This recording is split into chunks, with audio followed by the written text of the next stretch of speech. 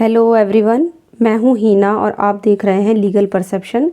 आज की वीडियो में हम समझने वाले हैं भारतीय न्याय संहिता से उन ऑफेंसेस के बारे में जो पब्लिक हेल्थ, सेफ्टी, कन्वीनियंस और मॉरल्स को अफेक्ट करते हैं, यानी लोक स्वास्थ्य, सुरक्षा, सुविधा, शिष्टता और सदाचार पर प्रभाव डालने वाले अपराधों के बारे में। तो चलिए बिना देरी किए वीडियो को स्टार्ट करते हैं। तो आज की वीडियो में भारतीय न्याय संहिता से हम समझने वाले हैं उन अपराधों के बारे में जो लोक स्वास्थ्य, सुरक्षा, सुविधा, शिष्टता और सदाचार को अफेक्ट करते हैं कहीं ना कहीं। ये आपका चैप्टर नंबर 15 है बीएनएस का। लास्ट वीडियो में मैंने 14 का जो चैप्टर था वो कवर करा दिया था, क्योंकि उस चैप्टर को हमने 2 वीडियोज़ में अलग अलग जो है डिस्कस किया था। उसमें काफ़ी सारे सेक्शंस थे। ठीक, तो आज हम चैप्टर नंबर 15 को समझने वाले हैं। इसमें भी काफ़ी सारे सेक्शंस आते हैं 270 से लेके 297 तक। तो वीडियो के लास्ट तक बने रहिएगा और बिना देरी किए वीडियो को स्टार्ट करते हैं। लेकिन आगे बढ़ने से पहले मैं आपको बता दूं कि अगर आपको बीएनएस के हिंदी पेड नोट्स चाहिए तो आप इस व्हाट्सअप नंबर पर मैसेज करके ले सकते हो 9639264080, और नोट्स के प्राइस आपको डिस्क्रिप्शन में मिल जाएंगे। आज की वीडियो में भारतीय न्याय संहिता से सबसे पहला जो सेक्शन है चैप्टर नंबर 15 का, वो है पब्लिक न्यूसेंस, यानी सेक्शन नंबर 270। तो ये जो धारा 270 है ये हमें पब्लिक न्यूसेंस के बारे में बताती है। ये सारी की सारी चीज़ें हम आईपीसी में भी पढ़ते थे जब हमने भारतीय दंड संहिता को पढ़ा था, बट अब बीएनएस में भी हम इस चीज़ को पढ़ेंगे तो हम थोड़ा और ज़्यादा डिटेल में पढ़ेंगे। सेक्शन नंबर 270 जो पब्लिक न्यूसेंस के बारे में हमें बताता है, इसको समझने से पहले हम ये समझेंगे कि बेसिकली पब्लिक न्यूसेंस होता क्या है। अच्छा, न्यूसेंस क्या होता है? तो न्यूसेंस का मतलब होता है कोई भी बाधा उत्पन्न करना। और जब पब्लिक न्यूसेंस वर्ड हम यूज़ करते हैं, हम ये वर्ड देखते हैं, तो इसका मतलब होता है कोई भी ऐसी बाधा, कोई भी ऐसी रुकावट डालना जिससे कि जनता को परेशानी हो। तो सिंपली इसका मतलब है कि पब्लिक को परेशान करना या उनके काम में बाधा डालना, यही बताया गया है। अब कोई भी व्यक्ति न्यूसेंस कर सकता है। ठीक, न्यूसेंस का मतलब ही होता है कोई भी ऐसा काम, कोई भी ऐसी रुकावट जिससे दूसरों को परेशानी हो या दूसरों को नुकसान पहुंचाया जाए। जब आप इस सेक्शन को पढ़ोगे तो आपको ये चीज़ें और क्लियर हो जाएंगी। न्यूसेंस भी देखो 2 तरह का होता है, एक होता है पब्लिक न्यूसेंस, एक होता है प्राइवेट न्यूसेंस। प्राइवेट न्यूसेंस वो जब आपके काम से किसी एक पर्सन को नुकसान हो रहा है या उसके काम में बाधा उत्पन्न हो रही है। और पब्लिक न्यूसेंस जो दूसरे टाइप का होता है, उसमें आम जनता को या जनता के एक बहुत बड़े वर्ग को परेशानी होती है। तो ये फ़र्क है दोनों टाइप के न्यूसेंस में। न्यूसेंस एक ऐसा आपका टॉपिक है जो हम टॉर्ट में भी पढ़ते हैं। ठीक, लेकिन अभी हम यहाँ पे उन चीज़ों का जिक्र नहीं करेंगे, अभी हम बीएनएस पे अपना फोकस करेंगे। तो सेक्शन नंबर 270 ये कहता है कि जो कोई भी व्यक्ति, यहाँ पे व्यक्ति वर्ड यूज़ हुआ है, तो वो व्यक्ति लोक न्यूसेंस का दोषी है जो कोई ऐसा एक्ट करता है, ऐसा कार्य करता है या ऐसे अवैध लोप का दोषी है, मतलब इल्लीगल ओमिशन। देखो यहाँ पे दोनों चीज़ें हैं, या तो किसी ने कोई एक्ट करके किसी को परेशान किया या इल्लीगल ओमिशन करके परेशान किया, जिससे लोग को या जनसाधारण को, लोग को या जनसाधारण, जनसाधारण मतलब आम जनता को, जो आसपास लोग रहते हैं या आसपास की प्रॉपर्टी का जो कंज्यूम करते हैं, उसका यूज़ करते हैं, कोई भी सामान्य क्षति, संकट या क्षोभ। 3 चीज़ें हैं, किसी को नुकसान पहुंचाया, किसी के लिए कोई संकट खड़ा किया या किसी को परेशान किया, या जिससे उन व्यक्तियों का जिन्हें किसी लोक अधिकार के उपयोग में लाने का मौका पड़े, उन्हें कोई क्षति, बाधा, संकट या क्षोभ कारित होना अवश्यम भावी हो उस व्यक्ति के एक्ट से या इल्लीगल ओमिशन से। ठीक, तो यहाँ पे उस व्यक्ति को कहेंगे कि उसने पब्लिक न्यूसेंस का अपराध किया है। लेकिन इसमें एक लाइन और दी गई है बेयर एक्ट में, लास्ट में जब आप इस सेक्शन को देखोगे, कि केवल या किंतु कोई सामान्य न्यूसेंस इस आधार पर ही आप माफ़ी योग्य नहीं मान लोगे कि उसमें कुछ सुविधा या भलाई कारित होती है। ठीक, तो ये सारी चीज़ें जब हम पढ़ते हैं, जब हम इस सेक्शन को पढ़ते हैं, तो ये सारे पॉइंट्स निकल के आते हैं कि जनता को जब किसी काम से नुकसान हो रही है, किसी को कोई परेशानी हो रही है, बाधा उत्पन्न हो रही है, या आसपास की प्रॉपर्टी पर जो लोग कब्जा किए हुए हैं या जो लोग जिनका कब्जा है आसपास की प्रॉपर्टी पर, उसमें आपने कोई ऐसा एक्ट कर दिया, कोई इल्लीगल ओमिशन कर दिया जिससे आसपास के जो लोग रह रहे हैं उनको परेशानी, उनको दिक्कत हो रही है, जिससे उन्हें क्षति, संकट या क्षोभ हो रहा है, तो फिर अगर आपने ऐसा एक्ट किया तो वो पब्लिक न्यूसेंस के अंदर आएगा। एग्जाम्पल सुनो, मान लो कोई सड़क है और उस सड़क पर किसी ने कोई सामान रख दिया जिससे आम जनता को गुजरने में या चलने में बहुत ज़्यादा दिक्कत हो रही है।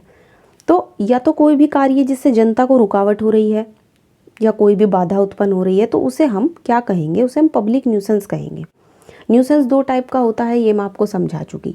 एक और एग्जांपल सुनो। मान लो ए है, ए नाम का एक व्यक्ति है, उसने क्या किया, सड़क के बीचों बीच गड्ढा खोद दिया।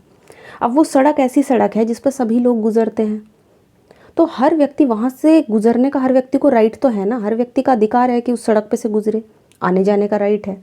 अब ए के गड्ढा खोदने से आम जनता को परेशानी हो रही है, तो यहाँ पे ए जो है वो पब्लिक न्यूसेंस का दोषी होगा। ये चीज़ क्लियर हुई? ओके, तो आई होप आपको ये चीज़ समझ आ गई होगी कि पब्लिक न्यूसेंस कहते किसको हैं। अब इसमें है ना एक केस लॉ और देख लेते हैं हम, जो सेक्शन थोड़ा इंपॉर्टेंट होता है उसमें हम केस लॉ देखते चलते हैं।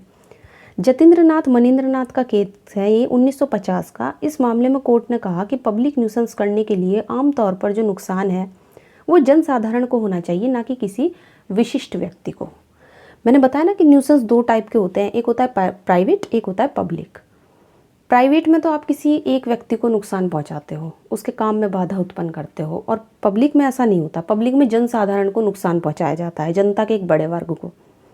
तो वही चीज़ कोर्ट ने इस केस में कही है कि जब आप पब्लिक न्यूसेंस में देखते हो तो पब्लिक न्यूसेंस वही होता है कि जो नुकसान है वो जनसाधारण का हो, किसी विशिष्ट व्यक्ति का नहीं होना चाहिए। ठीक, तो ये था पब्लिक न्यूसेंस। सेक्शन नंबर 271 क्या बात कर रहा है? उपेक्षापूर्ण कार्य जिससे जीवन के लिए संकटपूर्ण रोग या संक्रमण फैलना संभाव्य हो। उपेक्षा का मतलब क्या होता है? लापरवाही से। जब आप कोई एक्ट नेग्लिजेंटली करते हो तो हम उसे बोलते हैं कि ये काम उपेक्षा से किया गया है, लापरवाही से किया गया है। अब सेक्शन बात कर रहा है बहुत ही सिंपल वर्ड्स में कि जब कोई व्यक्ति कोई भी ऐसा एक्ट करता है लापरवाही के साथ जिससे दूसरे लोगों का जो जीवन है वो संकट में आ सकता है, कोई रोग फैल सकता है, कोई संक्रमण, कोई इन्फेक्शन फैल सकता है, तो अगर कोई व्यक्ति ऐसा एक्ट करता है तो वो यहाँ पे लायबल होगा 271 के अंदर। संक्रामक रोग जिससे एक व्यक्ति को से दूसरे तक वो बीमारी फैल सकती है उसे बोलते हैं संक्रामक रोग, तो वो यहाँ पर आ सकता है। और डेडली इन्फेक्शन होना चाहिए। सेक्शन कहता है जो कोई विधि विरुद्ध रूप से या उपेक्षा से, मतलब लापरवाही से, कोई ऐसा कार्य करता है जिसके बारे में वो जानता है, उसको नॉलेज है और रीज़न टू बिलीव भी है, यानी विश्वास करने का कारण भी है कि वो जीवन के लिए संकटपूर्ण किसी रोग का संक्रमण फैलना उससे संभाव्य है, तो उसकी सज़ा होगी दोनों में से किसी भांति का कारावास जो 6 महीने का होगा, या दोनों, या जुर्माना। तो ध्यान रखने वाली चीज़ ये है। अब इसका मैं अगर आपको एग्जाम्पल दूँ तो इसका सबसे अच्छा एग्जाम्पल हो सकता है कोरोना वायरस, है ना। जब 2020 में कोरोना वायरस फैला हुआ था, तो अगर एक व्यक्ति को कोरोना पॉजिटिव कोई पाया गया और वो व्यक्ति मान लो इसी तरह का कोई और संक्रामक रोग किसी को है और वो ऐसे ही सड़क पे व्यक्ति निकल जाए, वो लापरवाही बरतता है बाहर घूमने में और दूसरे लोगों को भी कोरोना पॉजिटिव कर देता है, तो इसका सबसे अच्छा एग्जाम्पल ये होगा। तो वो व्यक्ति कहाँ पे लायबल होगा? 271 के अंदर, क्योंकि उस व्यक्ति ने लापरवाही बरती। जो संक्रामक रोग उसे था वो दूसरों को फैल सकता था। अब अगर कोई व्यक्ति इस तरीके से लापरवाही बरतता है जिसके बारे में वो जानता है कि मुझे इस तरह का कोई इन्फेक्शन है, कोई डेडली वायरस फैला हुआ है और मैं उससे, मतलब पहले ही मुझे वो चीज़ है और मैं बाहर निकल जाता हूँ तो दूसरे लोगों को भी इस तरीके से हो सकता है, वो जानता है व्यक्ति, वो लापरवाही बरतता है, तो यहाँ पे वो लायबल होगा 6 महीने के लिए, उसका कारावास है या जुर्माना या दोनों। अच्छा, 272 क्या कहता है? ये सेक्शन कहता है परिद्वेषपूर्ण कार्य जिससे जीवन के लिए संकटपूर्ण रोग का संक्रमण फैलना संभाव्य हो। अब यहाँ पे वर्ड दूसरा यूज हुआ है, परिद्वेषपूर्ण कार्य। ठीक, कौन से एक्ट की बात हो रही है? तो अभी जब हमने 271 में देखा उसमें तो कोई व्यक्ति लापरवाही से बीमारी फैला रहा था, ऐसा संक्रामक रोग फैला रहा था जो दूसरों को भी हो रहा था वो, लेकिन यहाँ पे इंटेंशन, वहाँ पे इंटेंशन नहीं थी ना, वहाँ पे तो सिर्फ व्यक्ति वो लापरवाही बरत रहा था, उसकी लापरवाही से बीमारी फैल रही थी। लेकिन इस सेक्शन में देखो क्या कहा गया है कि जो कोई परिद्वेष से ऐसा कोई कार्य करता है जिससे कि वो जानता है और उसको विश्वास करने का कारण है कि जीवन के लिए संकटपूर्ण किसी रोग का संक्रमक फैलना संभाव्य है, तो वो दोनों में से किसी भांति के कारावास से जो 2 साल का होगा या जुर्माने से या दोनों से दंडित होगा। अब यहाँ पे कोई व्यक्ति जानबूझकर फैला रहा है, परिद्वेष वर्ड का यूज़ हुआ है ना, तो इसका मतलब है कोई व्यक्ति जानबूझ के ऐसा कर रहा है, विद्वेषपूर्ण तरीके से कोई ऐसा काम कर रहा है जिससे कि दूसरों को भी वो इन्फेक्शन फैल जाए, कोई डेडली वायरस है वो फैल जाए। जैसे कोई व्यक्ति मान लो कोरोना पॉजिटिव है, अब वो जानता है कि वो भी कोरोना पॉजिटिव है, तो वो दूसरों को भी पॉजिटिव कर देगा अगर वो बाहर पूरा सेफली नहीं गया। तो जानबूझ के व्यक्ति यहाँ पे ऐसा कर रहा है तो वो इस सेक्शन के अंदर लायबल होगा। बस फ़र्क इतना है, वहाँ पे लापरवाही से एक्ट किया जा रहा है, यहाँ पे कोई व्यक्ति विद्वेष पूर्वक ऐसा कर रहा है। ठीक, उसके मन में विद्वेष है, वो जानबूझकर इंटेंशनली एक मैलिग्नेंट एक्ट कर रहा है। मैलिग्नेंट का मतलब ही परिद्वेषपूर्ण होता है। 273, जहाँ कोई संक्रामक रोग फैल रहा है, सरकार द्वारा बनाए गए किसी नियम की जानते हुए अवहेलना। अब 273 ये कह रहा है, इसे मैंने ना थोड़ा सा सिंपल वर्ड्स में लिखा है इस हेडिंग को। अब वैसे जब आप बेरक देखोगे तो उसमें दिया गया है संगरोधन के नियम की अवज्ञा।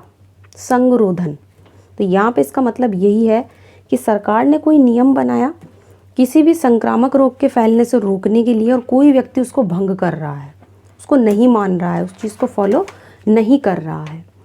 ठीक, तो यहाँ पे अगर कोई व्यक्ति ऐसा करता है तो उसके लिए यहाँ पे पनिशमेंट बताई गई है। पनिशमेंट हमें ध्यान रखनी है कि दोनों में से किसी भांति का कारावास या 6 महीने, जो 6 महीने का होगा, या जुर्माना, या दोनों। सेक्शन कहता है कि जो कोई परिवहन के किसी ढंग को संरोधन की स्थिति में रखे जाने या संरोधन की स्थिति वाले किसी परिवहन समागम विनियमित करने के, जहाँ कोई संक्रामक रोग फैल रहा हो या अन्य स्थानों के बीच समागम विनियमित करने के लिए सरकार द्वारा बनाए गए किसी नियम को जानते हुए अवज्ञा करेगा। सरकार ने जो नियम बनाए हैं तो वहाँ अगर कोई व्यक्ति उसको भंग करता है तो उसके लिए यहाँ पे पनिशमेंट होगी। ठीक, जैसे सरकार ने क्वारंटीन के कुछ नियम बनाए थे, अब अगर कोई व्यक्ति उनको फॉलो नहीं करता है तो वो यहीं पे लाइबल होगा। ये चीज़ ध्यान रखना है। ठीक, तो चीज़ को ध्यान रखना है, सेक्शन ध्यान रखना है कि सरकार ने कोई संक्रामक रोग फैल रहा है, कोई इन्फेक्शन फैल रहा है और गवर्नमेंट ने कोई रूल बना दिया, कोई यहाँ पे इस तरीके का कोई रूल्स जैसे सरकार निकाल देती है कि लोगों को ऐसे रहना है, ऐसे करना है कुछ एक्ट जिससे कि वो इन्फेक्शन ना फैले। तो अगर कोई व्यक्ति जानबूझ के उन चीज़ों को नहीं मानता है ना, उनको फॉलो नहीं करता है, तो उसके लिए यहाँ पे पनिशमेंट बताई गई है। इसके बाद आता है सेक्शन नंबर 274। अब देखो ये क्या बात कर रहा है। सेक्शन नंबर 274 कहता है कि विक्रय की जाने वाली खाद्य या पेय की चीज़ों की अपमिश्रण, यानी जो चीज़ें बेची जाने वाली हैं, खाने पीने की चीज़ें हैं और उनको बेचना है, अब उसमें कोई व्यक्ति मिलावट कर रहा है, उनका अपमिश्रण कर रहा है। तो जो कोई किसी खाने पीने की वस्तु को इस इंटेंशन से कि वह ऐसी वस्तु के खाने पीने के रूप में बेची जाए, या ये जानते हुए कि वो खाने पीने की जो भी चीज़ें हैं वो बेची जाएंगी, उसको पता है कि इनको सेल करना है और उनमें मिलावट करता है, जिससे कि वो जो चीज़ें हैं जो भी खाने की हैं, पीने की हैं, वो हानिकर बन जाए, मतलब नुकसानदायक बन जाए दूसरे लोगों के लिए। तो यहाँ पर अगर कोई इस तरीके की मिलावट करता है खाने पीने की चीज़ों में तो वो 6 महीने का कारावास, उसको 6 महीने की जेल होगी या 5,000 रुपये जुर्माना, या दोनों से दंडित किया जाएगा। तो सेक्शन 274 इसी चीज़ की बात करता है। ठीक, ऐसी कोई भी चीज़ देखो जो हेल्थ के लिए हानिकारक हो, या ऐसी कोई चीज़ मिला दी है ना, खाने पीने की चीज़ों में मिला दी जो अपायकर है। अपायकर वर्ड होता था पहले, है ना, जब हम उसमें पढ़ते थे यहाँ पे आईपीसी में। तो यहाँ पर अगर कोई ऐसी चीज़ कोई मिला देता है खाने पीने की चीज़ों में और फिर इसको बेचता है तो उसके लिए यहाँ पे पनिशमेंट है। यहाँ पे है हानिकर खाद्य पेय की बिक्री। अब देखो ये सेक्शन भी बिल्कुल 274 की तरह है। इसमें बताया गया है कि जो कोई ऐसी वस्तु को जो हानिकर बना दी गई हो, मतलब पता है कि भाई ये नुकसानदायक है और खाने पीने में अनुपयुक्त दशा में जानते हुए, नॉलेज है और विश्वास का कारण रखते हुए कि वो खाने पीने के लिए हानिकर है, नुकसानदायक है, उसको बेचता है, उसको सेल करता है, या उसको सेल करने की प्रस्तावना, एक तरीके से प्रपोजल कर रहा है सामने से कि ले लो भाई, इसको ले लो या ख़रीद लो। या बेचने के लिए कोई जैसे पैम्पलेट वगैरह लगा देते हैं ना, सेल में बेचते हैं कम पैसों में करके, और पता है कि वो नुकसानदायक है। तो इस तरीके से अगर कोई करता है, अभिदर्शित करता है, एक अभिदर्शित वर्ड लिखा हुआ है इस सेक्शन में, तो उसके लिए सज़ा होगी दोनों में से किसी भांति का कारावास। यहाँ पे भी 6 महीने का है इम्प्रिजनमेंट और 5,000 रुपये जुर्माना है, या दोनों है, या करके वर्ड लिखा हुआ है। ठीक, तो 275 यानी कि इस उन चीज़ों की बात करता है जो मिलावटी हैं पहले से ही। तो मिलावटी खाने पीने की चीज़ें बेचना, इस वक्त के बारे में बात करता है। और कहता है कि अगर कोई ऐसी खाने पीने की चीज़ें बेची जाती हैं जो जहरीली बन चुकी हैं, या वो चीज़ें अब खाने पीने लायक नहीं रही, है ना, ख़राब हो चुकी हैं पहले ही। वहाँ पे क्या हो रहा था, वहाँ पे कोई व्यक्ति जानबूझ के मतलब उन चीज़ों में मिलावट कर रहा था, लेकिन यहाँ पे चीज़ें पहले ही ख़राब हो चुकी हैं और आपको पता है कि ये खाने पीने लायक तो रही नहीं, है ना, तो फिर भी ऐसा कर रहे हो। जैसे किसी चीज़ में पहले से ही मिलावट है जो हेल्थ के लिए बहुत ज़्यादा हानिकारक है, पीने लायक नहीं रही, और फिर भी उसे कोई सेल करता है, तो 275 का ऑफेंस होगा। 276 औषधियों का अपमिश्रण। औषधियाँ मीन्स दवाइयाँ, है ना, तो दवाइयों में मिलावट करने के अपराध के लिए पनिशमेंट बताता है।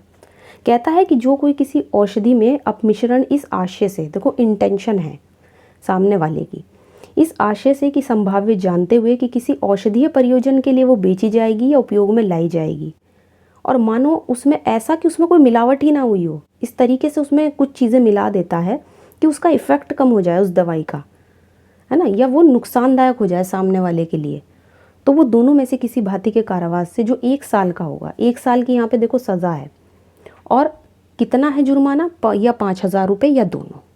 तो दवाइयों में मिलावट करेगा कोई तो 276, खाने पीने की चीज़ों में मिलावट करेगा तो 274, और पहले से ही मिलावटी खाने पीने की चीज़ें जिसके बारे में पता है कि भी खाने पीने लायक नहीं, फिर भी उसकी बिक्री कर रहा है, उसको सेल कर रहा है, तो 275। बहुत ही सिंपल सेक्शन है। 277 ये कह रहा है अपमिश्रित औषधियों का विक्रय, यानी कि मिलावटी दवाइयों को अब कोई बेच रहा है ना, मिलावटी दवाइयाँ हैं, पहले से ही मिलावट हुई है और फिर भी उनको बेच रहा है, तो अगर कोई ऐसा करता है तो 277 के अंदर आएगा। बहुत ही सिंपल है। तो जो कोई जानते हुए किसी दवाई का इस तरह से अपमिश्रण किया गया है कि उसकी प्रभावकारिता ही कम हो गई हो, या सामने वाले के लिए वो नुकसानदायक बन गई हो, अब उसे बेच रहा है, या बेचने के लिए सामने वाले को एक तरीके से प्रपोजल दे रहा है कि लो इसको खरीद लो, या बेचने के लिए कोई चीज़ अभिदर्शित करता है, तो वो यहाँ पर लायबल होगा इस सेक्शन के अंदर। बहुत ही सिंपल है। दोनों में से किसी भांति का कारावास का है, यहाँ पे 6 महीने का सज़ा ध्यान रखनी है, 6 महीने की है, ज़्यादातर मैक्सिमम आपको यही चीज़ मिलेगी, या 5,000 रुपये जुर्माना, या दोनों।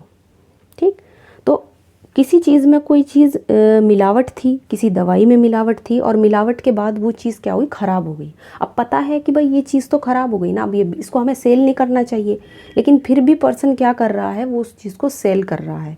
तो यहाँ पे अगर अपमिश्रित दवाइयों का कोई, मिलावटी दवाइयों को कोई बिक्री करता है और पता है कि सामने वाले की हेल्थ को वो नुकसान पहुंचा सकती हैं, इस तरीके से अगर कोई करता है तो वो यहाँ पर लायबल होगा। सेक्शन नंबर 278 औषधि का भिन्न औषधि या निर्मिति के तौर पर विक्रय। क्या कहना चाह रहा है, बहुत ही सिंपल है। इसको हम है ना एक एग्जाम्पल से समझते हैं। जैसे मान लो एक व्यक्ति है सी, उसको क्या करता है, एक व्यक्ति सी है, वो क्या करता है कि मेडिकल स्टोर पे जाता है। ठीक, अब यहाँ पे एक ऐसी दवाई बनाने की बात हो रही है, एग्जाम्पल अभी समझेंगे, पहले ये समझो कि यहाँ पे एक ऐसी दवाई बनाने की बात हो रही है जो जिस पर्पज़ के लिए ख़रीदी जाती है वो पर्पज़ ही, उस पर्पज़ में वो काम ही नहीं आएगी। तो ये सेक्शन तब लगता है जब ना तो कोई व्यक्ति दवाई में मिलावट करता है, ना उसे मिलावटी दवाई के रूप में अंदाज़ा है, मतलब उसे पता नहीं कि मिलावटी है, लेकिन वो जो दवाई बेच रहा है उसके बारे में वो जानता है कि वो दवाई उस चीज़ में काम ही नहीं आएगी जिस उद्देश्य के लिए सामने वाला लेके जा रहा है। जैसे कोई मांगता है आपसे सर दर्द की दवाई, मान लो आप मेडिकल स्टोर पे हो और आपको पता है कि कोई आपसे सर दर्द की दवाई मांग रहा है, आपने क्या करा कि उसे पेट दर्द की दवाई दे दी। अब आपको पता है मतलब कि सामने वाले को सर दर्द की गोली चाहिए थी, आपने दे दी उसे पेट दर्द की गोली। अब उस उद्देश्य के लिए जिसके लिए वो लेके गया उसमें तो उसके काम ही नहीं आएगी वो, तो एक तरीके से घपलेबाजी करके दवाई बेच रहा हो, है ना, इस तरीके से अगर कोई करता है, ठीक, तो वो यहाँ पे लायबल होगा 278 के अंदर। ठीक, जैसे सी है, अभी मैंने एग्जाम्पल बताया, चलो इस एग्जाम्पल को दूसरे तरीके से लेते हैं। मान लो एक व्यक्ति सी है, वो एक दवाई को दूसरी दवाई के रूप में बेच रहा है। जैसे ए पेट दर्द की दवाई लेने आता है और बी सिर दर्द की लेने आता है। इसी एग्जाम्पल को दूसरे तरीके से समझते हैं, तो सी ने दोनों को ही सिर दर्द की गोली दे दी, ठीक है ना, एक दवाई को उसने दूसरी दवाई बताकर बेच दिया, तो पेट दर्द की बजाय सिर दर्द की दवाई दे देता है, जिससे ए को कोई नुकसान हो गया, तो सी जो है यहाँ पर लायबल होगा भैया। इसीलिए इसमें सेक्शन में कहा गया है कि औषधि का भिन्न औषधि या निर्मिति के तौर पे आप उसको विक्रय कर रहे हो, उसको सेल कर रहे हो, तो उसकी सज़ा कितनी होगी, 6 महीने की या 5,000 रुपये जुर्माना, या दोनों। सिंपल, सारे सेक्शन बहुत ही सिंपल हैं, बस हमें थोड़ा सा है ना समझना पड़ता है ध्यान से। अब आते हैं सेक्शन नंबर 279 तक। अब यहाँ तक हम पहुँच गए, हमने पिछले सारे सेक्शन समझ लिए। अब देखो ये सेक्शन क्या कह रहा है। सेक्शन कह रहा है लोक जल स्रोत या जलाशय का जल कलुषित करना, यानी कि कोई भी ऐसा पब्लिक रिसोर्स है जहाँ से पानी आ रहा है, पानी का रिसोर्स है, या कोई जलाशय वगैरह है, कोई कुआं है या कोई तालाब है जिससे आम जनता पानी भरती है और उसका यूज़ करती है, उसका इस्तेमाल करती है। तो अगर कोई उसे ही गंदा कर देता है तो वो यहाँ पर लायबल होगा।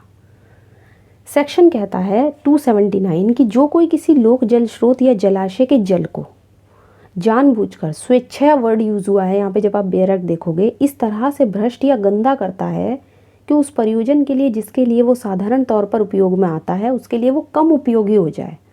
मतलब जिस काम के लिए जनता उसका यूज़ कर रही है उस पानी का, जैसे मान लो किसी भी चीज़ के लिए, जैसे कपड़े धोने के लिए करते हैं, या कोई भी ऐसी चीज़ या कोई भी ऐसा काम जिससे जनता आम तौर पर उसको यूज़ करती है, अब उसमें कोई ऐसी गंदी चीज़ डाल दी, किसी इस तरीके से गंदा कर दिया कि अब वो जिस चीज़ के लिए उपयोग होने वाला था उसके लिए वो कम उपयोगी हो गया या बिल्कुल गंदा हो गया, तो वो यहाँ पे दोषी होगा। 279 के अंदर व्यक्ति दोनों में से किसी भांति का कारास, यहाँ पे भी 6 महीने की ही सज़ा है या 5,000 रुपये जुर्माना, या दोनों। पनिशमेंट आप देख सकते हो सेम ही है सब में, कुछ में है थोड़ी अलग। ठीक, तो अगर कोई ऐसे पानी को गंदा करता है, ऐसे जल को गंदा करता है, तो वो यहाँ पे लायबल होगा। ठीक, लोक जल स्रोत का मतलब यहाँ पे वही है जैसे कोई कुआं है, तालाब है, जो आम जनता जिसको यूज़ करती है, और उस पानी को आपने इस तरीके से गंदा किया कि वो हेल्थ के लिए गंदा हो गया। हेल्थ के लिए अब अगर आप उसको यूज़ करोगे तो वो नुकसानदायक हो गया, तो वो इस सेक्शन के अकॉर्डिंग पनिशेबल होगा। 280 बात करता है वायुमंडल को स्वास्थ्य के लिए हानिकारक बनाना। अब वायुमंडल यानी कि हवा जिसमें हम सांस ले रहे हैं, उसको किसी ने गंदा कर दिया है ना। जैसे वायुमंडल में बहुत ज़्यादा कार्बन डाइऑक्साइड छोड़ दी है ना, हम ऑक्सीजन लेते हैं और कार्बन डाइऑक्साइड छोड़ते हैं, तो अब किसी ने उसमें कार्बन डाइऑक्साइड इतना ज़्यादा मात्रा में बढ़ा दिया कि सांस लेना मुश्किल हो रहा है। तो आप देख सकते हो कि हर सेक्शन जो है ना कहीं पब्लिक न्यूसेंस की बात कर रहा है, कहीं ना कहीं इससे जनता को हानि या नुकसान हो रहा है। इससे क्या होगा, जब ज़्यादा गैस छूट जाएगी, कार्बन डाइऑक्साइड कोई छोड़ेगा वायुमंडल में, तो इससे क्या होगा, एटमॉस्फेयर दूषित हो जाएगा। तो इससे भी तो पब्लिक न्यूसेंस हो रहा है ना, जनता को बहुत ज़्यादा परेशानी होगी, सांस लेने में दिक्कत होगी। तो अगर कोई ऐसा करता है तो वो 280 के अंदर लायबल होगा।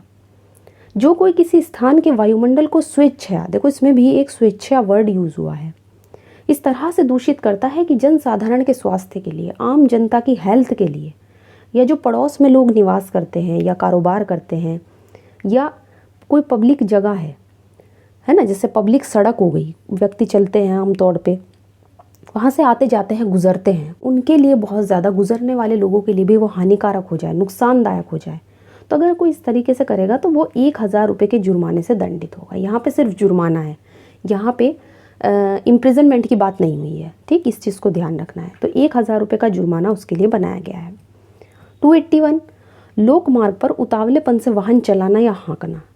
अब कोई व्यक्ति क्या कर रहा है, कोई भी पब्लिक सड़क है, उस पर लोक मार्ग है ना जिसको कहते हैं, जहाँ पे आम जनता गुजरती है, आती है, जाती है, वहाँ से क्या कर रहा है, उतावलेपन से कोई व्हीकल चला रहा है ना। जैसे आपने देखा होगा कि बहुत से लोग होते हैं बहुत तेज़ी से बाइक चलाते हैं, तो अगर कोई चलाता है इस तरीके से, जो किसी लोक मार्ग पर उतावलेपन से या उपेक्षा से, एक वर्ड और है यहाँ पे, उपेक्षा से यानी लापरवाही से कोई वाहन चलाता है, सवार होकर हाँकता है, जिससे मानव जीवन संकटपन्न हो जाए, मतलब उनका जीवन संकट में आ जाए, या किसी और व्यक्ति को चोट आ जाए, कोई नुकसान होने की संभावना हो, तो उसके लिए सज़ा कितनी है यहाँ पे, 6 महीने की या 1,000 रुपये जुर्माना, या दोनों।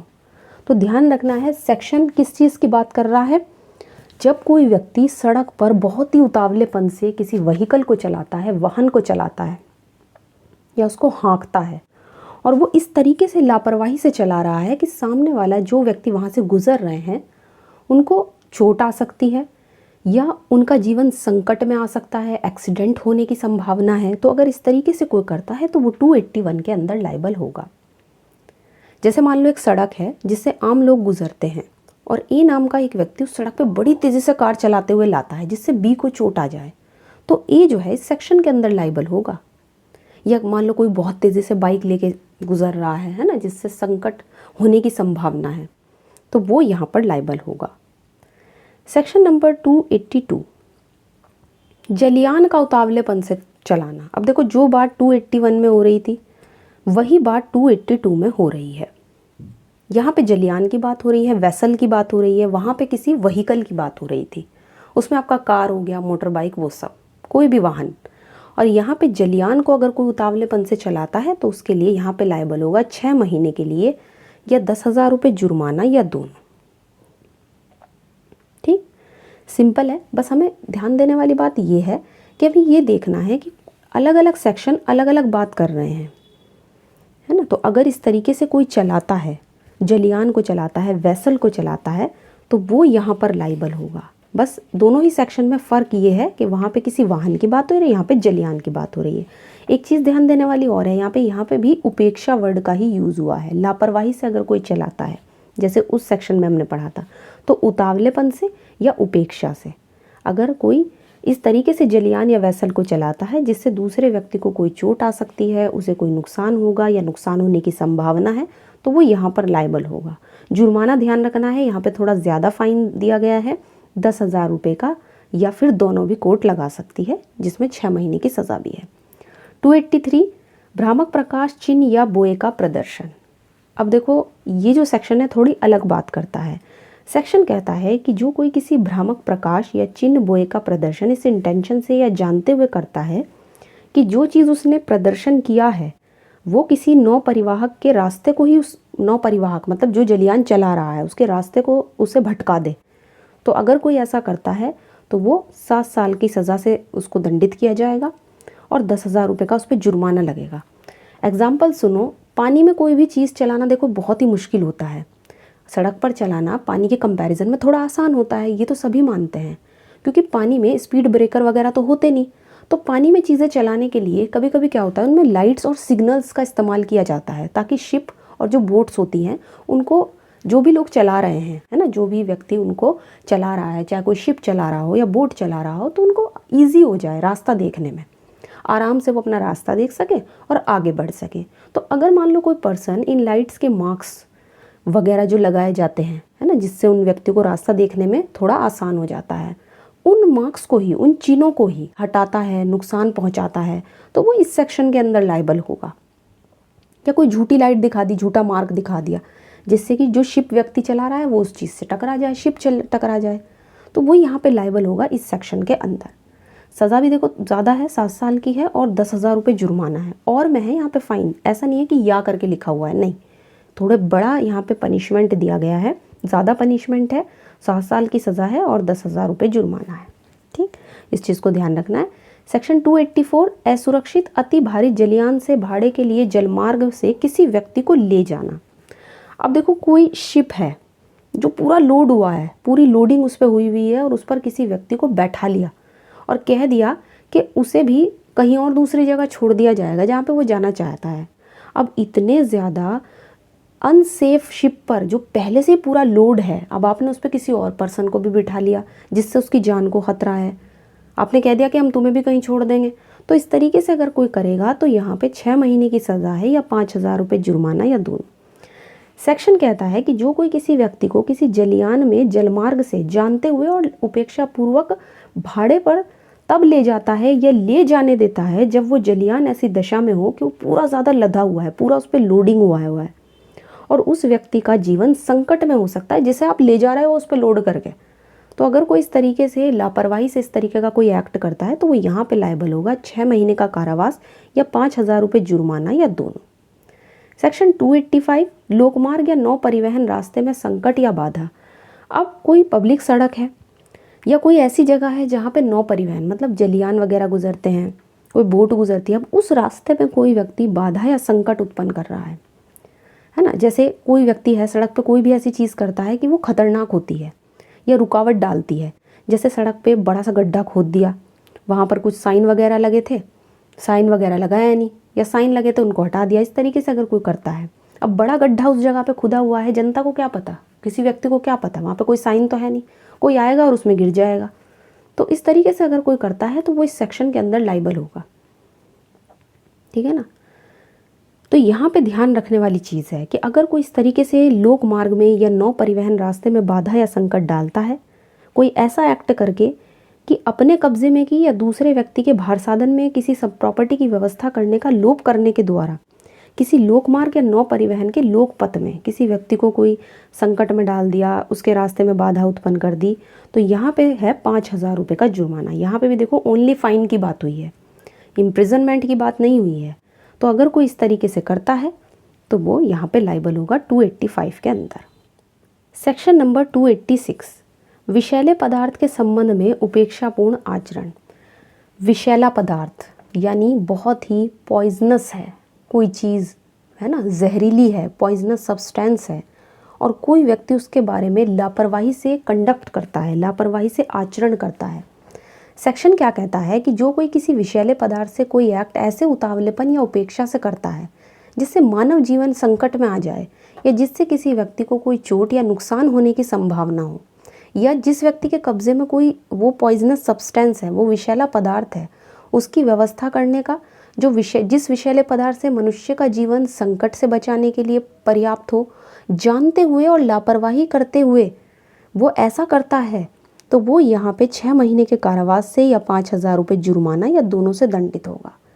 पॉइजनस सब्सटेंस में क्या आता है, ये आप कुछ भी मतलब इसमें एग्जाम्पल में डाल सकते हो। जैसे मैं आपको इसका एक एग्जाम्पल बताऊँ, जैसे मान लो कोई व्यक्ति दवाई लेकर आया मार्केट से, अब उसने क्या किया, उस दवाई को लाकर वैसे के वैसे ही रख दिया, और कोई छोटा बच्चा है, उसे तो पता नहीं है कि वो क्या चीज़ है, उसने क्या किया, उस दवाई को क्या किया, मुंह में डाल लिया, खा लिया, और उस दवाई को खाने के बाद उस बच्चे को हो गया नुकसान, है ना। अब अगर उस बच्चे को नुकसान हो गया, या मान लो पॉइजनस सब्सटेंस में आप चूहे मारने की दवाई, इस तरीके से आप यहाँ पे एग्जांपल ले सकते हो, ये अच्छा एग्जांपल रहेगा। चूहे मारने के पॉइजन आता है, जहर आता है मार्केट में, कोई व्यक्ति लाया और उसको ऐसे ही रख के छोड़ दिया, बच्चे ने उसे मुँह में डाल लिया, अब उसके डालने से बच्चे को नुकसान हो गया। जाहिर सी बात है, जब चूहे मारने की दवाई थी और बच्चे ने खा ली तो उससे नुकसान तो होगा ही। तो अगर कोई इस तरीके का लापरवाही से एक्ट करता है किसी पॉइजनस सब्सटेंस के बारे में, उपेक्षापूर्ण आचरण की बात हो रही है, लापरवाही से कंडक्ट करता है, तो उसके लिए यहाँ पे पनिशमेंट बताया गया है 6 महीने का या 5,000 रुपये जुर्माना या दोनों। बहुत ही सिंपल है। ओके, अब देखो सारे सेक्शन अलग अलग चीज़ों के बारे में बात करते हैं।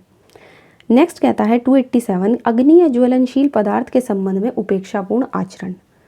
अग्नि मतलब आग, है ना, और ज्वलनशील पदार्थ मतलब जिससे कोई चीज़ जो जल्दी से आग पकड़ लेता है ना, जल्दी से आग पकड़ने वाली चीज़ें, ज्वलनशील पदार्थ। अब अगर इनके बारे में कोई लापरवाही से आचरण करता है तो उनके लिए क्या सज़ा है वो इसमें बताई गई है। उनके लिए 6 महीने का कारावास या 2,000 रुपये जुर्माना या दोनों। एग्जाम्पल सुनो, जलने वाले पदार्थ या ज्वलनशील पदार्थ का मतलब जैसे कि पेट्रोल है, डीजल है, घासलेट है, ये सब क्या है, अगर ये सब ज्वलनशील पदार्थ है, आग लगाओगे तो एकदम से आग लग जाएगी। तो अगर इनके बारे में कोई लापरवाही से कोई कंडक्ट करता है, आचरण करता है, तो उसे 287 के अंदर लाइबल माना जाएगा। ठीक, ये चीज़ ध्यान रखनी है। और अगर कोई व्यक्ति इन चीज़ों के बारे में इस तरीके से लापरवाही बरतेगा तो आप देख सकते हो कि किसी ना किसी की लाइफ तो डेंजर में आएगी ना, चाहे वो पॉइजनस सब्सटेंस हो, चाहे अग्नि या ज्वलनशील पदार्थ हो, या चाहे नेक्स्ट सेक्शन में विस्फोटक पदार्थ हो। अभी हम पढ़ेंगे आगे और भी सेक्शंस हैं इस तरीके के। तो 287 जो है वो अग्नि या ज्वलनशील पदार्थ के बारे में बात करता है। और अगर इनके बारे में कोई लापरवाही बरतता है, लापरवाही से कोई एक्ट करता है, उपेक्षापूर्ण आचरण करता है, तो उसके लिए सेक्शन अलग अलग बनाए गए हैं। सेक्शन नंबर 288 ये बात करता है विस्फोटक पदार्थ के बारे में, जो बहुत ही ज़्यादा एक्सप्लोसिव होते हैं, है ना, जो फट सकते हैं। तो उन एक्सप्लोसिव सब्सटेंस के बारे में अगर कोई उपेक्षापूर्ण आचरण करता है तो उसके लिए क्या पनिशमेंट होगी। सेक्शन कहता है जो कोई किसी विस्फोटक पदार्थ के बारे में उपेक्षापूर्ण तरीके से या उतावलेपन से जिससे किसी व्यक्ति का जीवन संकट में आ सकता है, उनके बारे में कोई ऐसा कंडक्ट करेगा जो लापरवाही वाला हो और उससे किसी व्यक्ति को चोट आने की या नुकसान होने की संभावना हो जाए, तो वो यहाँ पर इस तरीके से अगर करता है तो उसके लिए सज़ा है 6 महीने की या 5,000 रुपये जुर्माना या दोनों। विस्फोटक पदार्थ जो भी फूटने वाला हो, मैंने बताया जैसे बॉम्ब है, पटाखे हैं, इस तरह की कोई भी चीज़ें जो विस्फोटक है, जो फट सकती है, तो अगर कोई ऐसी चीज़ के बारे में उपेक्षापूर्ण आचरण करेगा तो वो यहाँ पे लायबल होगा।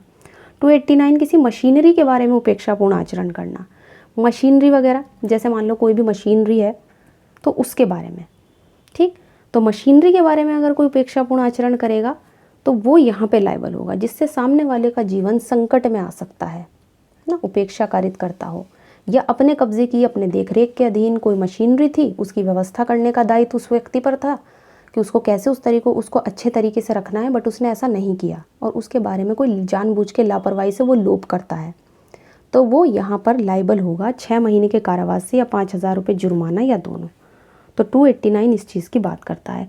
जैसे यहाँ पे हम एग्जांपल ले सकते हैं, जैसे क्या एग्जांपल हो सकता है, जैसे कि मान लो कोई कारखाना है ना, उसमें बहुत सारी मशीनें होती हैं कारखाने में। अब मशीनें वगैरह लगी हैं तो बहुत ज़्यादा पुरानी भी हो जाती हैं, कुछ नई रहती हैं। अब मान लो कोई पुरानी मशीन है जिससे ये संभावना है उसके बारे में कि अगर कोई व्यक्ति उस मशीन पर काम करेगा तो किसी का भी मतलब किसी को भी नुकसान हो सकता है ना, नुकसान हो सकता है। अब कोई व्यक्ति उसके बारे में लापरवाही बरत रहा है, बहुत टाइम हो गया। अब मशीन से एक दिन क्या हुआ, किसी व्यक्ति को नुकसान हो गया, किसी के हाथ में चोट आ गई, पैर में चोट आ गई, तो इस तरीके से जिस व्यक्ति की जिम्मेदारी थी कि भाई वो उसकी मरम्मत कराए या उसको बदलवाए, उसको चेंज करवाए, और वो नहीं करता, जानबूझ के लापरवाही वाला आचरण करता है, लापरवाही बरतता है उसकी तरफ से, उस मशीनरी की तरफ से, तो वो यहाँ पर लायबल होगा व्यक्ति 6 महीने के लिए या 5,000 रुपये जुर्माना या दोनों। 290 बात करता है किसी निर्माण को गिराने, उसकी मरम्मत करने या सन्निर्माण करने के संबंध में उपेक्षापूर्ण आचरण। यहाँ पे किसी कंस्ट्रक्शन की बात हो रही है, ठीक, कंस्ट्रक्शन हो रहा है कहीं पे, और कंस्ट्रक्शन के संबंध में कोई व्यक्ति यहाँ पर क्या कर रहा है कि दूसरों के जीवन को संकट में डाल रहा है, जबकि वो जानता है और जानते हुए उपेक्षापूर्वक तरीके से लोप कर रहा है, जानबूझ के, है ना, नॉलेज है उसको कि अगर मैं इस तरीके से करूँगा तो भाई सामने वाले को नुकसान हो सकता है, दूसरे व्यक्ति को नुकसान हो सकता है, उसकी जान खतरे में आ सकती है। तो अगर कोई ऐसा करेगा तो 6 महीने का कारावास या 5,000 रुपये जुर्माना या दोनों। जैसे मान लो अगर कोई व्यक्ति मकान बना रहा है, अब मकान को बनाते समय इस तरह से उसने लापरवाही बरती कि दूसरे का मकान ही गिर गया, या मकान की मरम्मत लोग कराते हैं, आप देखते हो, और उस मरम्मत कराने में ऐसा कुछ हुआ कि दूसरे व्यक्ति की डेथ कॉज हो गई, सामने वाला व्यक्ति मर गया, तो वो यहाँ पे लायबल होगा। तो इस तरीके से अगर कोई कंस्ट्रक्शन वर्क चल रहा है, उसकी मरम्मत कोई व्यक्ति करा रहा है किसी भी चीज़ की, या सन्निर्माण के संबंध में कुछ भी ऐसा हो रहा है, तो अगर कोई ऐसा करता है तो वो यहाँ पे लायबल होगा सेक्शन नंबर 290 के अंदर। 291 कहता है किसी जीव जंतु के बारे में उपेक्षापूर्ण आचरण।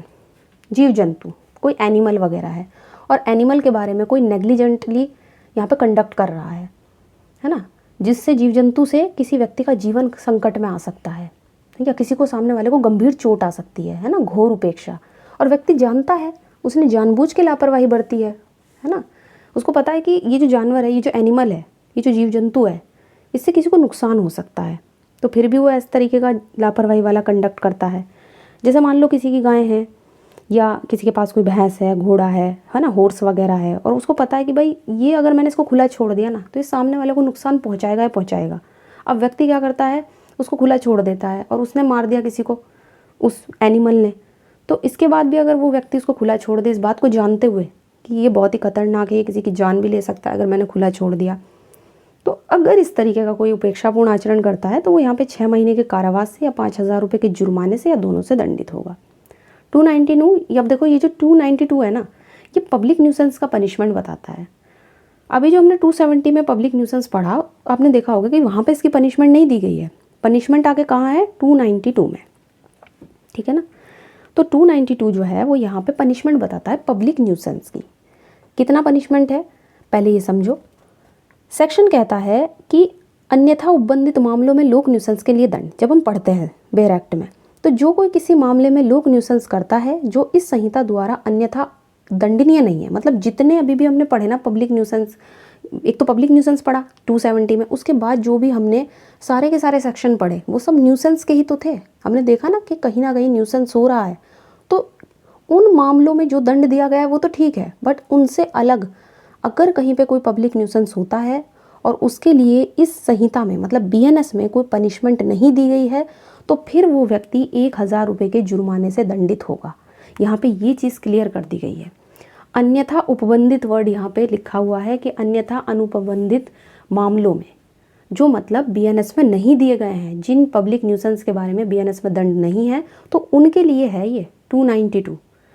अदरवाइज़ आप देख ही सकते हो कि हर सेक्शन का दंड उसके साथ है ना, हर सेक्शन की पनिशमेंट अलग अलग दी गई है, तो उनके बारे में बात करता है 1,000 रुपये के जुर्माने की।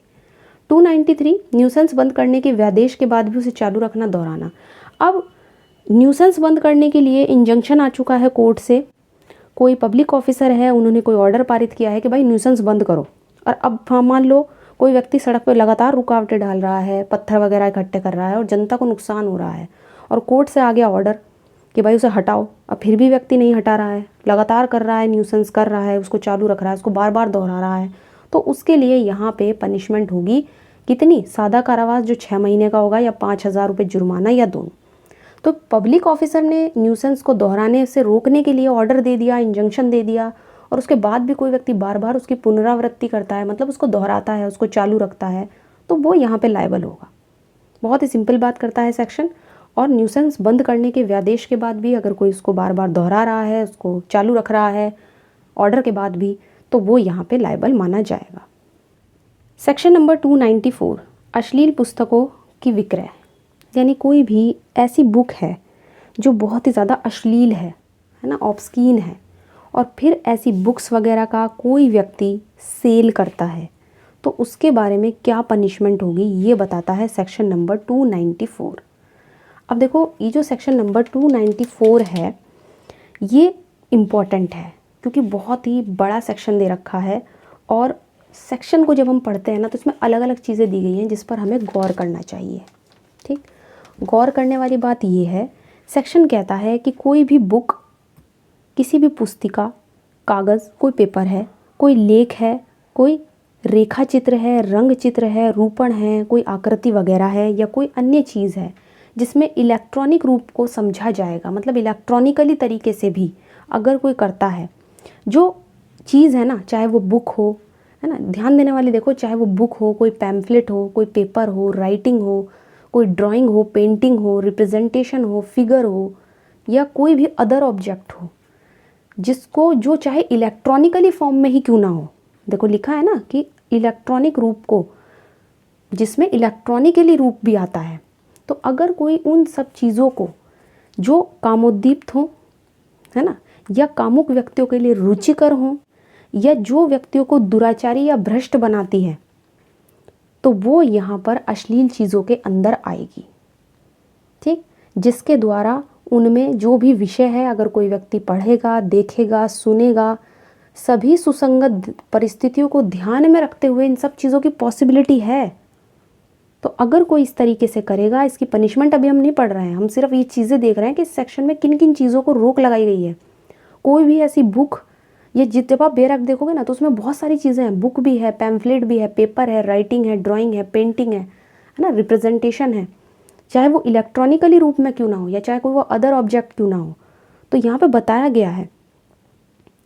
सब सेक्शन 2 कहता है कि जो कोई इन सब चीज़ों को, जो अभी हमने ऊपर पढ़ा है ना, चाहे बुक हो, पैम्फलेट हो, पेपर हो, राइटिंग, ड्राइंग, रिप्रेजेंटेशन, इन सब चीज़ों को बेचता है, किराए पर लेता है, बांटता है, मतलब वितरित करता है, उसको डिस्ट्रीब्यूट करता है, लोग प्रदर्शित करता है, जैसे कहते हैं ना प्रदर्शन करना एक चीज़ का, परिचालित करेगा, उसको रचेगा, उत्पादित करेगा, मतलब प्रोड्यूस करेगा, या ऐसी किसी भी अश्लील चीज़ को, चाहे बुक, पैम्फलेट, ड्राइंग वगैरह को अपने कब्जे में रखेगा, या किसी अश्लील वस्तु का इंपोर्ट एक्सपोर्ट करेगा, मतलब उसका आयात या निर्यात करेगा, या किसी कारोबार में भाग लेगा इन सब चीज़ों के। देखो कारोबार में अगर कोई हिस्सेदारी करेगा ना इस तरीके की चीज़ों के, तो वो भी यहाँ पे माना जाएगा, और उससे फ़ायदा लेगा, या जानते हुए कि वो चीज़ अश्लील वस्तु है, रची जाती है, उत्पादित की जाती है, खरीदी जाती है, उसका इंपोर्ट एक्सपोर्ट किया जाता है, ये सब चीज़ें देखता है, मतलब ये सब चीज़ें उसको पता है व्यक्ति को, या विज्ञापित करता है, मतलब उसका पैम्फलेट वगैरह निकलवा दिया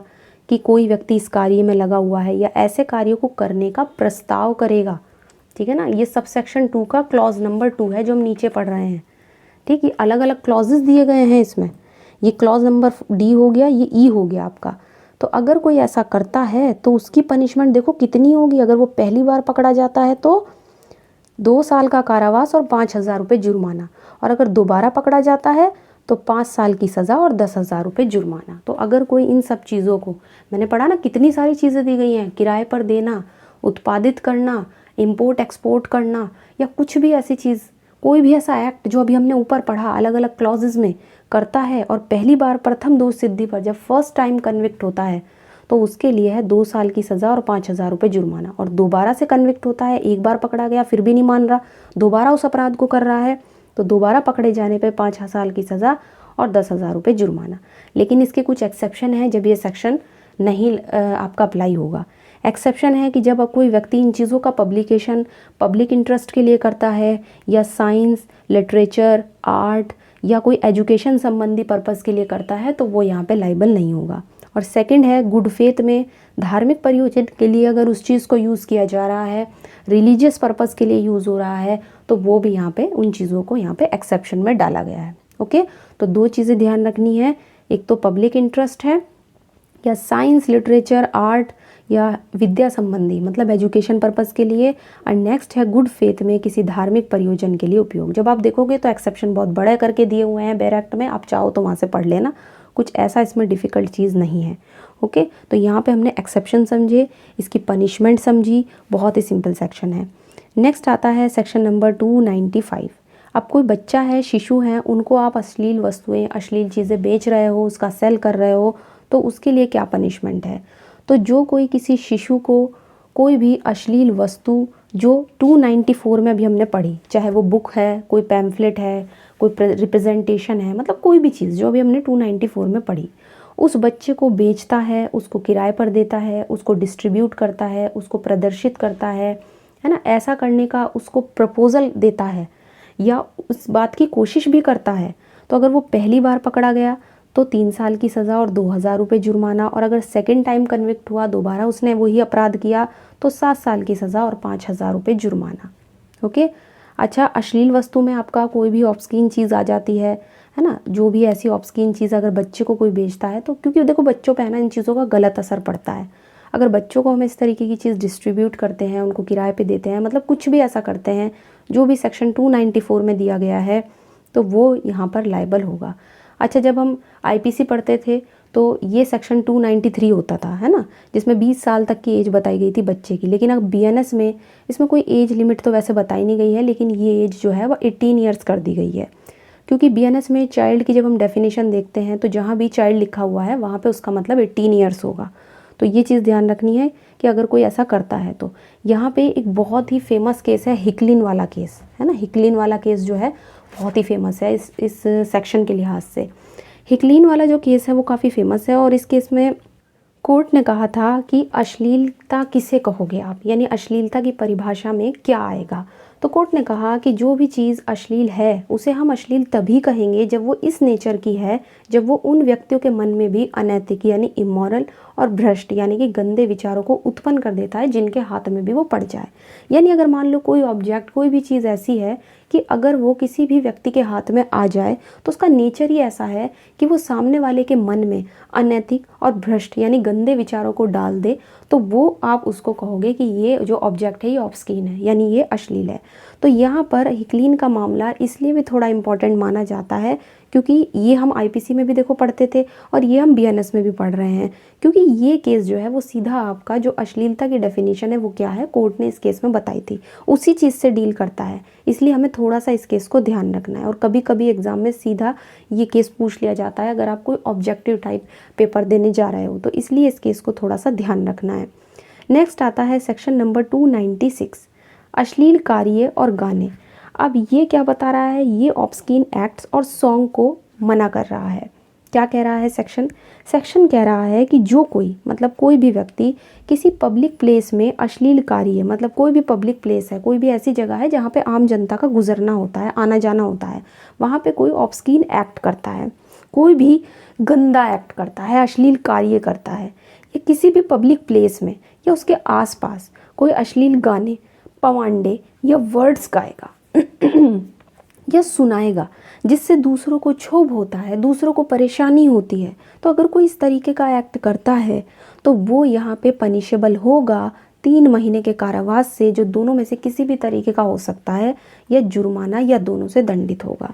तो पब्लिक प्लेस में अश्लीलता दिखाना जिससे लोगों को परेशानी हो, जिससे आसपास के लोगों को अजीब लगे, किसी एक को अजीब नहीं लगना चाहिए, मल्टीपल लोगों को ख़राब लगना चाहिए, वो है ना, ज़्यादातर मैक्सिमम लोगों के लिए वो चीज़ गंदी हो, वो चीज़ ख़राब हो, लोगों को दिक्कत हो, परेशानी हो, और जगह कैसी हो, पब्लिक प्लेस होना चाहिए, है ना, ऐसी जगह हो जहाँ पे आम जनता गुजरती है, वहाँ पे कोई भी ऐसा व्यक्ति अश्लील एक्ट करता है, गाने, पवांडे, शब्द वगैरह गाएगा, सुनाएगा जिससे दूसरों को क्षोभ होगा, तो वो यहाँ पे पनिशेबल होगा 3 मास के कारावास से या जुर्माना या दोनों। अच्छा, इसमें एक केस था दीपा वर्सेस SI पुलिस 1986।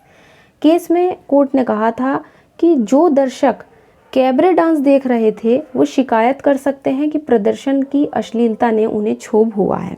मतलब एक तरीके से ये जो केस था ये भी आपका ऑब्स्किनिटी के बारे में ही बात करता है और ये कहता है, कोर्ट ने कहा था कि भाई जो भी दर्शक होते हैं, जो भी कैबरे डांस वगैरह देखने आ रहे थे, अगर वे शिकायत करते हैं तो वो कर सकते हैं कि प्रदर्शन की अश्लीलता से उन्हें क्षोभ हुआ है, उन्हें दिक्कत हुई है। तो यहाँ पे अश्लील कार्य और गाने अगर कोई करता है, ऑब्स्कीन एक्ट या सॉन्ग्स वगैरह करता है पब्लिक प्लेस में जिससे सामने वाले को दिक्कत हो, तो यहाँ पर वो व्यक्ति इसके अंदर लायबल होगा अगर वो ऐसा एक्ट करता है। ठीक है ना। दीपा वाले केस में ऐसा हुआ था कि एक होटल में कैबरे डांस के विज्ञापन को देख के कुछ लोग जो हैं वो अंदर चले गए, काफ़ी महंगे टिकट्स थे, उन्होंने ख़रीदे और डांस देखने के बाद उन्होंने इसके तहत शिकायत की, सेक्शन के तहत। ठीक, पहले IPC में भी था ये सेक्शन, बट अब BNS में भी है। उन्होंने कहा कि डांस इतना अश्लील था कि उन्हें क्षोभ हुआ, तो कोर्ट ने कहा कि व्यक्ति इस तरीके की शिकायत इस सेक्शन के अंदर कर सकते हैं। नेक्स्ट आता है सेक्शन नंबर 297। ये कहता है लॉटरी कार्यालय रखना। अब कोई भी लॉटरी ऑफिस रखता है तो उसके लिए क्या सज़ा होगी वो यहाँ पर है। दरअसल देखो, लॉटरी को है ना एक जुए की तरह माना जाता है, गैम्बलिंग की तरह माना जाता है। तो अगर कोई इस तरीके का लॉटरी कार्यालय रखता है तो वो यहाँ पर लाइबल होगा कितना, 6 महीने के कारावास से या जुर्माना या दोनों से दंडित होगा। अगर हम इसके सबसेक्शन 1 की बात करें तो ये सबसेक्शन 1 है जिसमें कहा गया है कि जो कोई भी लॉटरी जो ना तो राज्य सरकार की लॉटरी हो, ना ही संबंधित राज्य सरकार द्वारा ऑथराइज लॉटरी हो। मतलब अगर कोई लॉटरी स्टेट गवर्नमेंट ने नहीं निकाली है या स्टेट गवर्नमेंट ने उस चीज़ को ऑथराइज नहीं किया है, उस निकालने के प्रयोजन के लिए कोई भी ऑफिस या स्थान रखता है, कोई भी जगह पे लॉटरी ऑफिस बनाता है, तो वो यहाँ पे लायबल होगा 6 महीने के कारावास से या जुर्माना या दोनों।